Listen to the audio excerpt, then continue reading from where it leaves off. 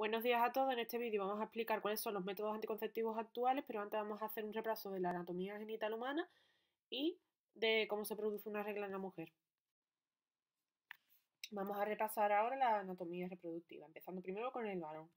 En primer lugar tenemos el testículo, el epidídimo, el conducto deferente, la vesícula seminal, la próstata, la uretra, la vejiga y el pene. El pene a su vez se compone del cuerpo cavernoso encargado de la erección y el cuerpo esponjoso que rodea la uretra. Ahora vamos con el aparato femenino, empezando primero por el canal vaginal, el cervix uterino, la cavidad uterina, fondo uterino, cuerno uterino, trompa de falopio, fimbrias y el ovario. A su vez, el útero se compone de tres capas. Primero, el endometrio, donde se implanta el cigoto. Segunda, el miometrio, que son las fibras musculares encargadas de las contracciones en el parto. Y el perimetrio, que es la capa externa. El ciclo ovárico en la mujer suele durar 28 días en general y comienza el primer día de regla. Se va a dividir en tres etapas, siendo la primera los 11 primeros días, y en este tiempo el óvulo va a ir madurando en el ovario. La segunda etapa abarca desde el día 11 al 21 y aquí se va a expulsar el óvulo, se va a producir la ovulación, siendo entonces estos días los más fértiles del ciclo porque es cuando más posibilidad hay de conseguir un embarazo.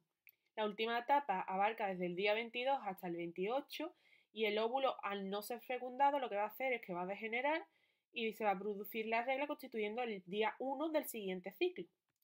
¿Cómo se produce la regla? Pues veréis, a medida que el óvulo va a ir creciendo, se va a producir una serie de hormonas que lo que van a hacer es que el endometrio se vuelva mucho más grueso para una posible implantación del cigoto. Al no ser fecundado dicho óvulo, tanto el endometrio como el óvulo se van a desprender dando lugar a la regla. Vamos a explicar ahora los métodos anticonceptivos por orden de menor a mayor eficacia. Vamos a comenzar primero por los métodos naturales. El primero de ellos va a ser el método Billings o espesor del moco cervical, que simplemente consiste en vigilar cuando el moco es más fluido, que normalmente suele ser en el periodo de ovulación, y en los días primero y últimos del ciclo el moco es más espeso. Así que tendríamos que tener cuidado cuando veamos que el moco es más fluido.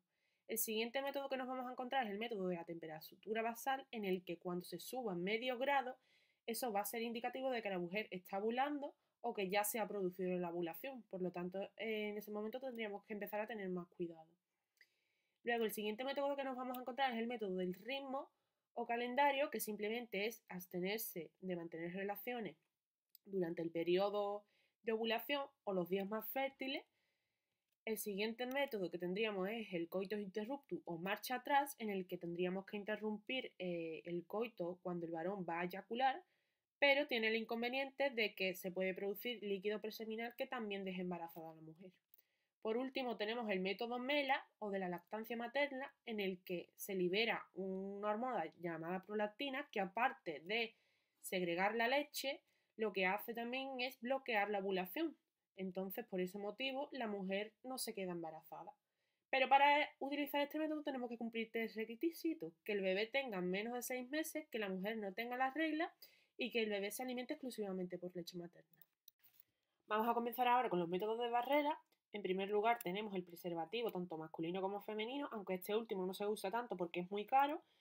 Existen distintos tipos de materiales, así que no es una excusa para no utilizarlo por reacciones alérgicas, y son los únicos que han demostrado protección frente a las infecciones de transmisión sexual.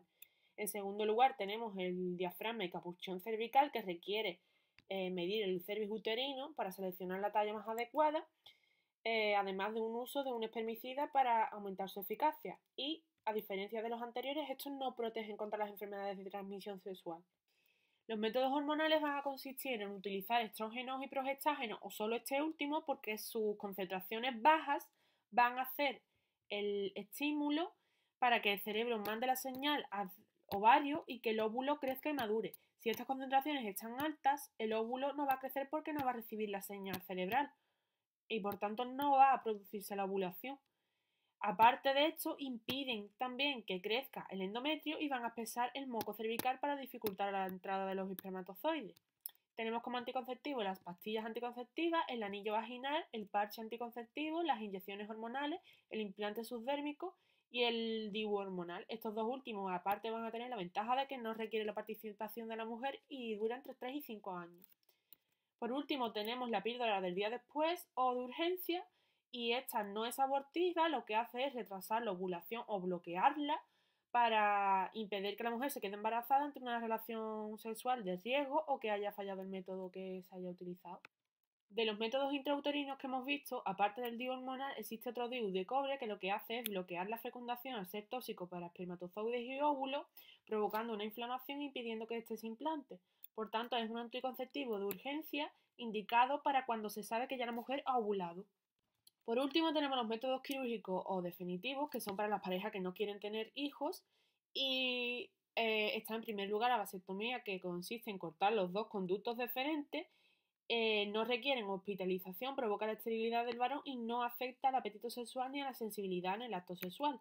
Y por último tenemos la ligadura de trompas, que provoca la esterilización de la mujer, es por vía laparoscópica y requiere abstenerse de una semana de las relaciones sexuales.